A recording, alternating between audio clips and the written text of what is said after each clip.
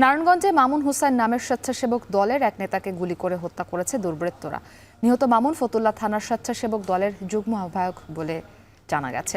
ভোর রাতে ফতুল্লার পূর্ব লালপুর রেললাইন এলাকায় গুলি করে তাকে হত্যা করা হয়। নিহত মামুনের মালিকানাধীন প্রতিষ্ঠানের ম্যানেজার আজাদ মিয়া জানান, রাত 2টার দিকে ইট বালু ও সিমেন্ট লোড আনলোড শেষে বাসায় চলে যান মামুন।